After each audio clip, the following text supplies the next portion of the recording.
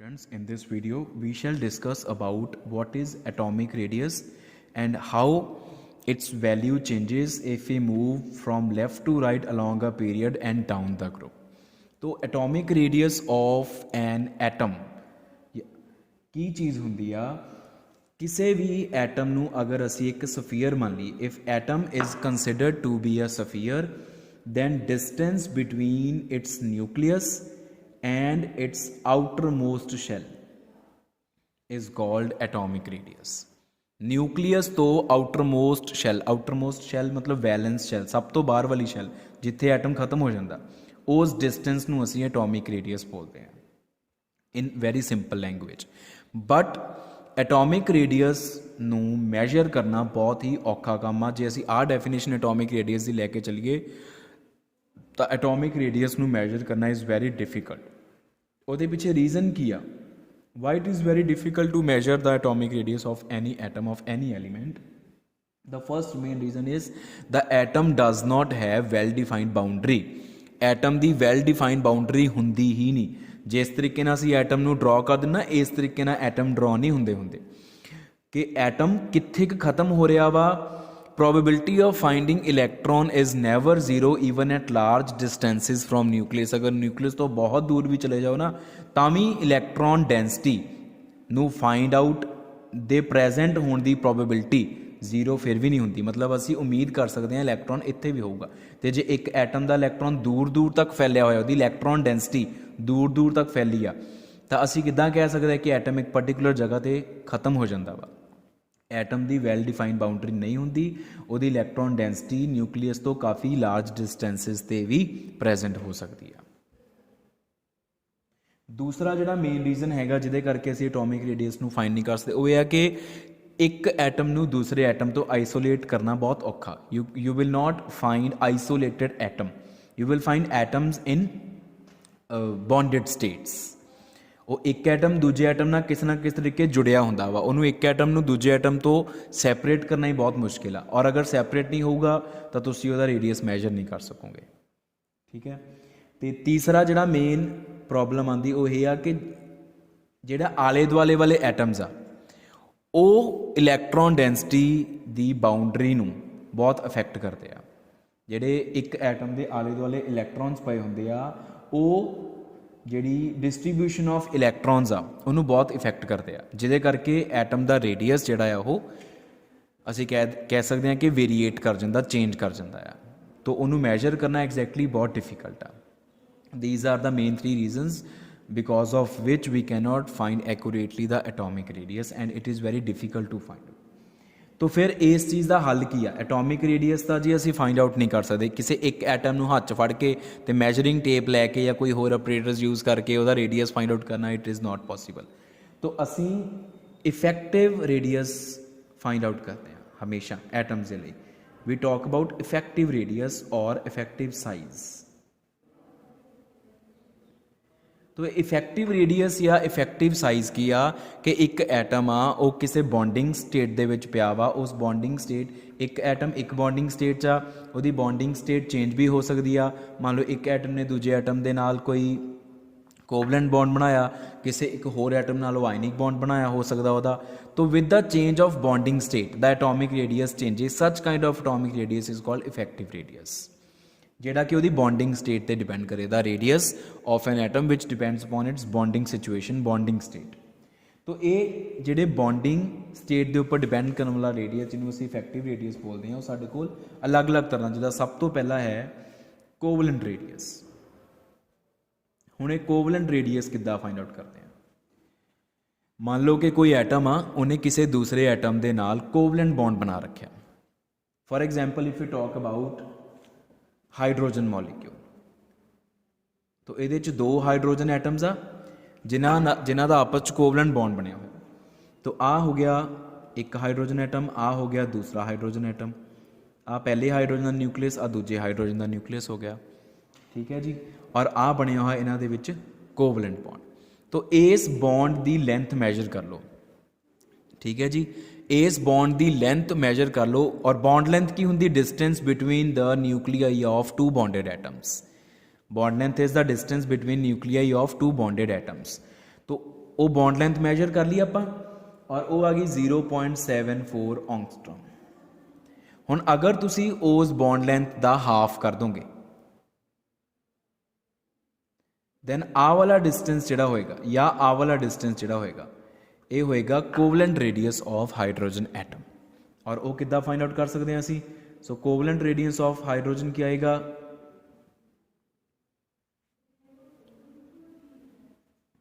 0.74 divided by 2 and it is 0.37 angstrom. This is the covalent radius of hydrogen atom. This is not the actual accurate atomic radius. एक covalent radius है। तो covalent radius किया 1/2 of the distance between the centers of nuclei of two similar atoms bonded together in a molecule through covalent bond. This is the definition of covalent radius. समझो definition ਨੂੰ अपनी wording दे सकते हैं पर समझ के, ठीक है। हुण ये हो गया सिमिलर एटम, दोनों हाइड्रोजन हाइड्रोजन सीगे। हुण इस तरीके दे नाल असीं मान लो दो अलग अलग, एक हो गया HCl मॉलीक्यूल की गल कर लो। तो HCl मॉलीक्यूल दे विच की आ हाइड्रोजन हो गया, आ मान लो क्लोरीन हो गया, आ हो गई दी bond length. This is the bond length. इनू आप इदा लिखने RHCl। RHCl की हो गया bond length of HCl bond. तो RHCl किदे बराबर होगा? R of H plus R of Cl। तो जो डिससिमिलर एटम्स होणगे उदों तुसीं हाफ नहीं कर सकते। हाफ कदों कर सकते हो? मैं हुणे डेफिनेशन भी बोला सी, टू सिमिलर एटम्स। जो दोनों एटम सिमिलर, जो दोनों एटम सिमिलर नहीं है, you can not do half. तो उहदे वास्ते की आ, मान लो कि RHCl जिहड़ा वा वो तुसी फाइंड आउट कर लिया। We are having so many known methods जिहदी हेल्प नाल असीं बॉन्ड लेंथ फाइंड आउट कर सकते हैं। RH covalent radius of hydrogen atom आ पिया वा।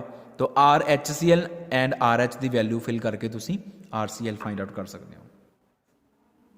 RHCl माइनस RH इस तरीके दे नाल, ठीक है जी। तो ये है कोवलेंट रेडियस। हुण आपां अगों गल करते हैं कि जिहड़ा कोवलेंट रेडियस आ ये अगों दो फैक्टर्स के उपर डिपेंड करता। पहला फैक्टर की है? वैसे दोनों फैक्टर्स इंटरलेटेड ही आ। The value of covalent radius of an atom depends upon two factors. The first factor is multiple bond between the bonded atoms. जिहड़े बॉन्डेड एटम्स आ अगर उन्हां च मल्टीपल बॉन्ड आ जाए, हुण जिद्दां फॉर एग्जाम्पल कार्बन ते कार्बन का एक सिंगल बॉन्ड भी हुंदा, ये भी कोवलेंट बॉन्ड आ। कार्बन कार्बन का डबल बॉन्ड भी हुंदा, ये भी डबल बॉन्ड नूं एक सिंगल बॉन्ड ही, मतलब डबल बॉन्ड नूं इक्को ही बॉन्ड मान के चलते, तां ही तां आपां नूं डबल बॉन्ड कहने आ। हालांकि डबल बॉन्ड दे विचों एक सिग्मा हुंदा, एक पाई हुंदा, पर it is combined called as double bond. इदी triple bond between two carbon atoms. हुण सानू पता सिंगल बॉन्ड की लेंथ ज़्यादा होंदी, डबल बॉन्ड की लेंथ उस तो घट, ट्रिपल बॉन्ड की लेंथ उस तो भी घट। हुण क्योंकि ये सिमिलर एटम्स आ, सिमिलर एटम्स का कोवलेंट रेडियस किद्दां कढदे आ? बॉन्ड लेंथ का हाफ कर दो। तो सिंगल बॉन्ड अगर कार्बन कार्बन के विचकार बनया होया तो जिहड़ा कार्बन एटम का कोवलेंट रेडियस आ उहदी वैल्यू जो फाइंड आउट की गई it is 0.77 angstrom. Double bond 0.66 angstrom, triple bond 0.60 angstrom. Now you can well compare the three values that as there occurs multiple bonding between two similar atoms, the covalent radius value decreases because the atoms come close to each other because of multiple bonding. More is the number of bonds formed between two bonded atoms, lesser will be the bond length and definitely lesser will be the covalent radius of the atom. जिहड़ा दूसरा factor आ वो है hybridisation का।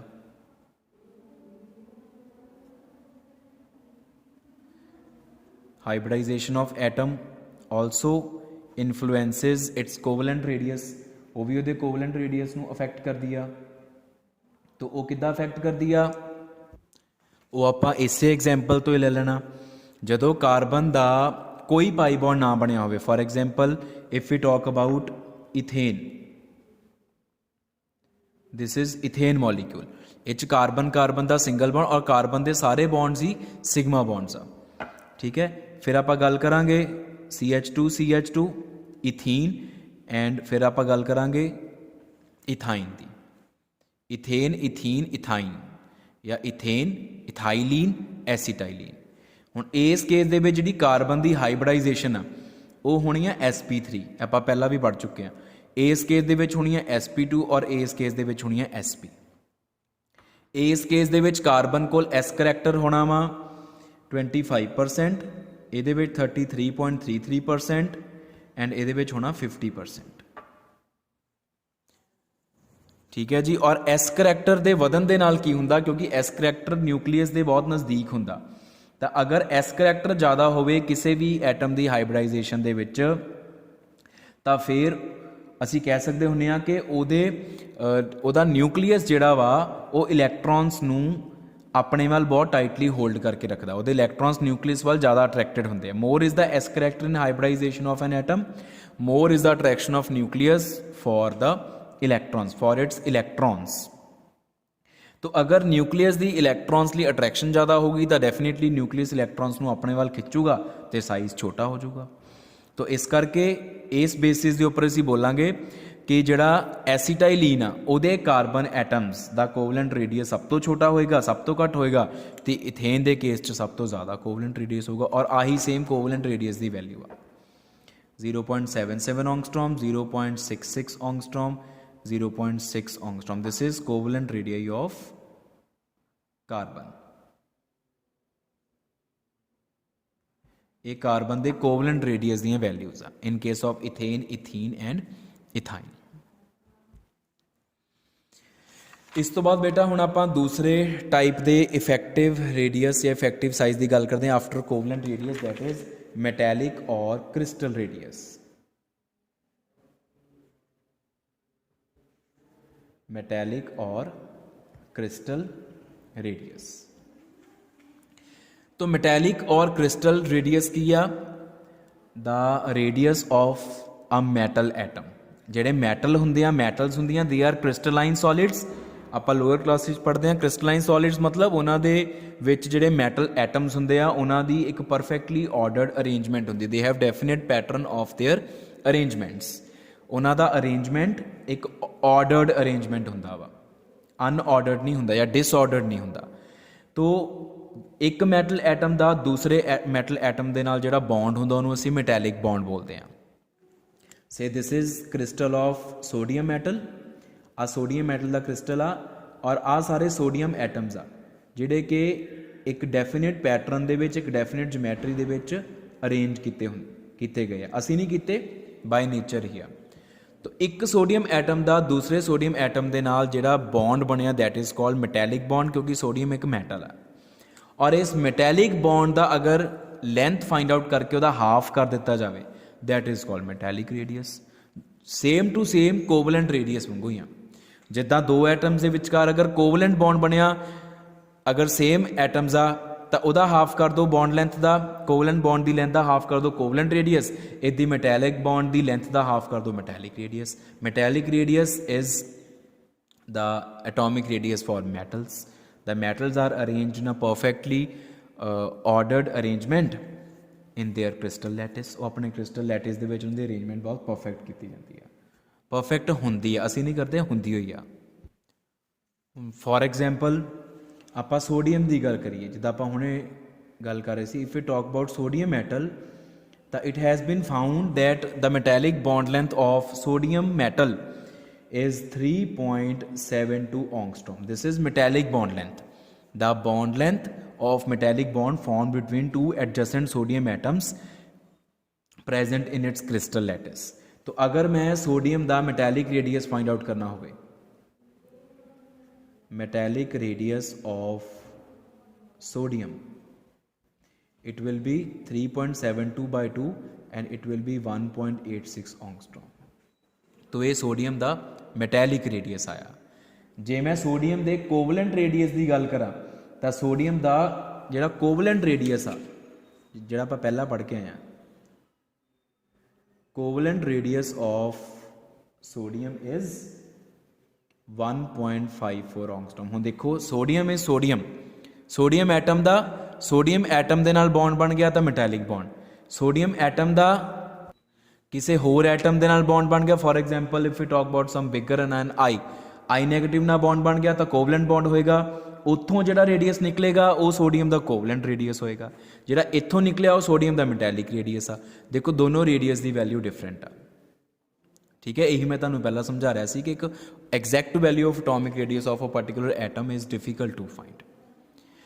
तो metallic radius ज़्यादा वा, covalent radius घट आ। इस करके जो भी मैटल ड्रॉ करनी होंगी है, मैटल के एटम्स नू दूर दूर ड्रॉ करते हैं। जो भी कोवलेंट बॉन्ड ड्रॉ करते हैं, मैटल एटम्स नू जोड़ के दिखाने, ठीक है। या किसी जो भी कोवलेंट रेडियस की गल करनी आ, या कोवलेंट बॉन्ड बनता वा एटम्स नू जोड़ के दिखाईदा, जो मैटैलिक बॉन्ड बनता मैटल एटम्स नू दूर दूर दिखाने थोड़ा जा, फाइन। तो एक थर्ड हुंदा वा साडे कोल वंडरवाल्स रेडियस।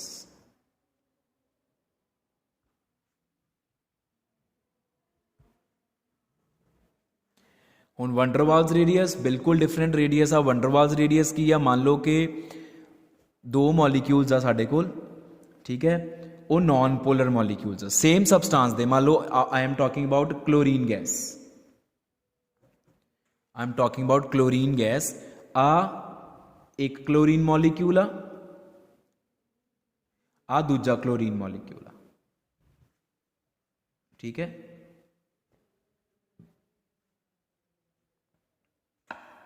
अगर तुसी आ वाली लेंथ फाइंड आउट करके इहदा हाफ करोगे, वो आएगा क्लोरीन दा covalent radius, because the covalent bond बनया होया।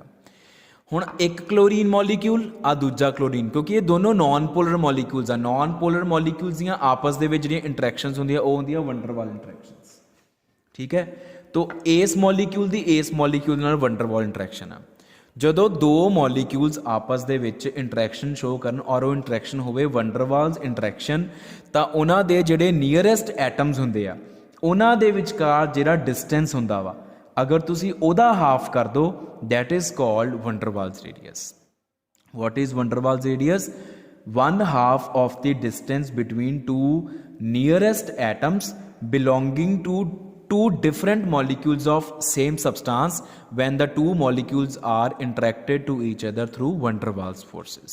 ਇਹਦੀ ਇਹਦੇ ਨਾਲ ਇੰਟਰੈਕਸ਼ਨ ਵੰਡਰਵਾਲ ਫੋਰਸਿਸ ਆ ਇੱਕ ਮੋਲੀਕਿਊਲ ਦੂਜਾ ਮੋਲੀਕਿਊਲ ਆ, ਜਿਹੜੇ ਇਹਨਾਂ ਦੋਨਾਂ ਮੋਲੀਕਿਊਲਸ ਦੇ ਨੀਅਰੈਸਟ ਐਟਮਸ ਆ ਐਟਮ ਇਹਦੇ ਨੇੜੇ ਆ, ਇਹਨਾਂ ਦੋਨਾਂ ਦੇ ਵਿਚਕਾਰ ਜਿਹੜਾ ਡਿਸਟੈਂਸ ਹੋਏਗਾ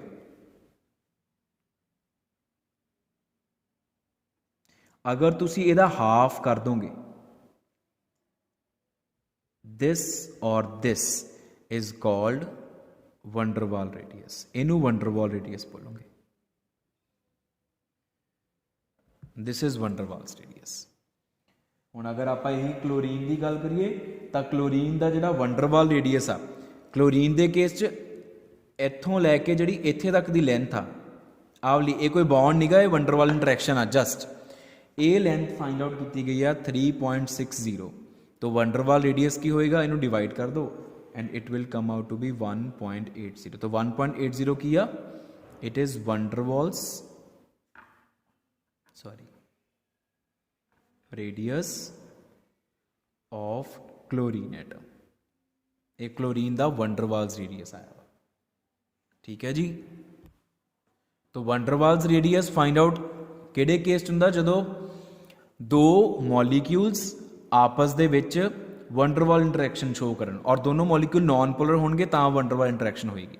यही सेम टू सेम कॉन्सैप्ट जिहड़ा वा ओह नोबल गैसिस ते भी अप्लाई हुंदा। It is also applicable to noble gases. Noble gases दे विच मॉलीक्यूल्स नहीं हुंदे, एटम्स हुंदे आ। फॉर एग्जाम्पल नियोन एटम्स होणगे, आर्गन एटम्स होणगे। Noble gases exist as monoatomic gases. मान लो कि इस कंटेनर दे विच आर्गन भरी हुई है, तुसी आर्गन गैस आ, you will find argon atoms in this way. You will not find argon molecules in any form, you will find argon atoms and atoms are always non polar. तो एक argon atom की दूजे argon atom के नाल जिहड़ी interaction होएगी वो van der Waals interaction होएगी।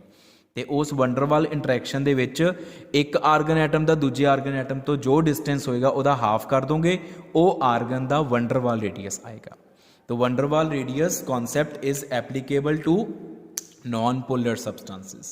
whether their particles exist in form of non-polar molecules or non-polar atoms। ਜਿੱਦਾਂ ਕਲੋਰੀਨ ਗੈਸ ਇੱਕ ਸਬਸਟੈਂਸ ਆ, ਉਹਦੇ 'ਚ diatomic molecule Cl2 Cl2 Cl2, but noble gases ਉਹਨਾਂ 'ਚ ਮੋਨੋਟੋਮਿਕ ਐਟਮਸ, ਮੋਨੋਟੋਮਿਕ ਗੈਸਿਸ ਆ ਇਹ, ਉਹਨਾਂ 'ਚ ਮੋਨੋ ਐਟਮਸ ਪਏ ਹੁੰਦੇ, argon atom argon atom argon atom. ਠੀਕ ਹੈ, ਤੇ ਅੱਗੋਂ ਆਪਾਂ ਗੱਲ ਕਰਦੇ ਹਾਂ ਵੇਰੀਏਸ਼ਨ ਦੀ। Variation along the period। ਜੇ ਅਸੀਂ ਲੈਫਟ ਟੂ ਰਾਈਟ ਜਾਣਾ ਕਿਸੇ ਵੀ ਪੀਰੀਅਡ ਦੇ ਵਿੱਚ, ਤਾਂ ਜਿਹੜਾ ਐਟੋਮਿਕ ਰੇਡੀਆਈ ਆ, ਵਰਡ ਅਸੀਂ ਐਟੋਮਿਕ ਰੇਡੀਆਈ ਯੂਜ਼ ਕਰਾਂਗੇ, atomic radius. Atomic radius it increases, sorry it decreases along a period. ਇੱਕ ਪੀਰੀਅਡ ਦੇ ਅਲੋਂਗ ਐਟੋਮਿਕ ਰੇਡੀਅਸ ਹਮੇਸ਼ਾ ਡਿਕਰੀਜ਼ ਹੀ ਕਰਦਾ ਆ। ਠੀਕ ਹੈ, ਉਹ ਕਿਉਂ, ਇਹਦੇ ਪਿੱਛੇ ਰੀਜ਼ਨ ਕੀ ਆ? ਕਿਉਂਕਿ ਜਿੱਦਾਂ ਜਿੱਦਾਂ ਅਸੀਂ ਲੈਫਟ ਤੋਂ ਰਾਈਟ ਵੱਲ ਜਾ ਰਹੇ, ਮੰਨ ਲਓ ਲੀਥੀਅਮ, ਬੈਰੀਲੀਅਮ, ਬੋਰੋਨ, ਕਾਰਬਨ, ਅਸੀਂ ਲੈਫਟ ਤੋਂ ਰਾਈਟ ਵੱਲ ਜਾ ਰਹੇ ਹਾਂ, ਤਾਂ ਜਿਹੜਾ ਐਟੋਮਿਕ ਨੰਬਰ ਆ ਉਹ ਇਨਕਰੀਜ਼ ਕਰ ਰਿਹਾ। ਐਟੋਮਿਕ ਨੰਬਰ ਇਨਕਰੀਜ਼ ਕਰਨ ਦਾ ਮਤਲਬ ਹੈ ਨਿਊਕਲੀਅਸ ਦੇ ਵਿੱਚ ਪ੍ਰੋਟੋਨਸ ਇਨਕਰੀਜ਼ ਕਰ ਰਿਹਾ, ਤੇ ਇਹਦਾ ਮਤਲਬ ਪ੍ਰੋਟੋਨਸ ਇਨਕਰੀਜ਼ ਕਰਨ ਦਾ ਮਤਲਬ ਨਿਊਕਲੀਅਰ ਚਾਰਜ ਇਨਕਰੀਜ਼ ਕਰ ਰਿਹਾ। ਜੇ ਨਿਊਕਲੀਅਰ ਚਾਰਜ ਇਨਕਰੀਜ਼ ਕਰ ਰਿਹਾ ਤਾਂ ਇਫੈਕਟਿਵ ਨਿਊਕਲੀਅਰ ਚਾਰਜ ਅਪॉन ਵੈਲੈਂਸ ਇਲੈਕਟ੍ਰॉन्स ਵੀ ਇਨਕਰੀਜ਼ ਕਰ ਰਿਹਾ। तो अगर वैलेंस शैल दे उपर, वैलेंस शैल दे इलैक्ट्रॉन्स दे उपर न्यूक्लियस का चार्ज ज़्यादा फील हो रहा, ਇਹਦਾ मतलब वैलेंस शैल ਦੇ ਇਲੈਕਟ੍ਰॉन्स ਨੂੰ ਅਟਰੈਕਸ਼ਨ ਮਿਲੇਗੀ, ਉਹ ਨਿਊਕਲੀਅਸ ਵੱਲ मूव कर ਜਾਣਗੇ, ਤੇ ਜਿਹੜੀ ਸਭ ਤੋਂ ਬਾਹਰ ਵਾਲੀ ਸ਼ੈਲ ਅਗਰ ਨਿਊਕਲੀਅਸ ਵੱਲ ਚਲੇਗੀ ਤਾਂ ਡੈਫੀਨੇਟਲੀ ਸਾइज ਕੀ ਹੋ ਜਾਏਗਾ, ਛੋਟਾ ਹੋ ਜਾਏਗਾ। तो as we move along a period, the size decreases because of increase in atomic number of protons in nucleus increases, due to which the nuclear charge and hence the effective nuclear charge upon valence shell and valence electrons, its magnitude increases, as a result of which the valence shell moves inwards and atom shrinks, the size decreases। And if we discuss variation down the group, ਤਾਂ down the group ਜਾਂਦੇ ਜਾਂਦੇ atomic size ਹਮੇਸ਼ਾ increase ਕਰਦਾ ਵਾ। Why it increases? Because as we move down the group the period number changes. Period number changes means number of shells increases. If we talk about lithium, it has only 2 shells. If we talk about sodium, it has 3 shells. If we talk about potassium, it has 4 shells. तो जिद्दां जिद्दां आपां group दे विच थल्ले थल्ले थल्ले जाई जाने आ, उदां उदां शैल दा नंबर या नंबर ऑफ शैल्स इनक्रीज कर रहा। तो जे शैल्स दा नंबर इनक्रीज करेगा तो जिहड़ी भी नवीं शैल लगनी वो बाहर आके लगनी है। तो अगर शैल बाहर आके लगी जाणगियां तो साइज़ डेफिनेटली इनक्रीज करी जाना। आ 2 शैल्स आ लीथीअम च, ठीक है ना, सोडियम च तीजी लग गई, साइज़ होर वध गया, पोटाशियम चौथी लग गई, साइज़ होर वध गया। इदां ही बाकी एलीमेंट्स ਦੇ ਵਿੱਚ ਅੱਗੇ ਦੀ ਅੱਗੇ ਕਿਸੇ ਵੀ ਗਰੁੱਪ ਦੇ ਵਿੱਚ ਥੱਲੇ ਥੱਲੇ ਜਾਈ ਜਾਓ ਤਾਂ ਨੰਬਰ ਆਫ ਸ਼ੈਲਸ ਇਨਕਰੀਜ਼ ਕਰਦਾ ਜਾਂਦਾ ਆ, number of principal shells increase ਕਰ ਰਿਹਾ ਵਾ, ਜਿਹਦੇ ਕਰਕੇ ਸਾਈਜ਼ ਵੀ ਇਨਕਰੀਜ਼ ਕਰਦਾ ਵਾ। ਤਾਂ this is variation of atomic radius along the period and down.